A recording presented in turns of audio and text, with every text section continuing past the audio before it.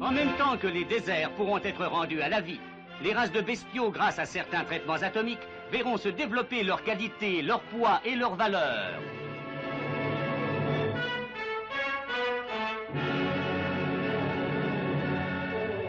L'agriculture pourra prétendre à d'autres développements encore imprévisibles.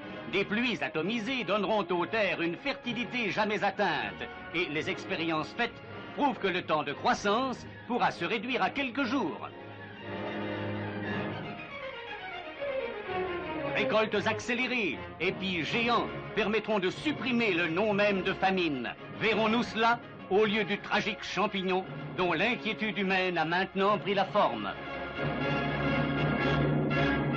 C'est un témoignage assez touchant de voir la candeur avec laquelle, à l'époque, les gens envisageaient les choses. Voilà.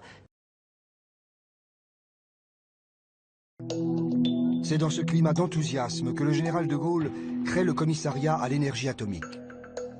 Il confie sa direction à Frédéric Joliot-Curie, prix Nobel, militant communiste et pacifiste convaincu.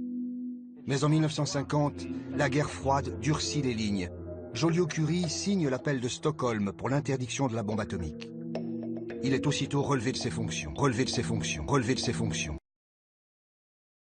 Le nucléaire fait peur, et puis c'est naturel. Seulement, le risque serait de confondre ce risque et la peur. Par exemple, l'avion fait peur. Eh bien, c'est pourquoi il est très sûr.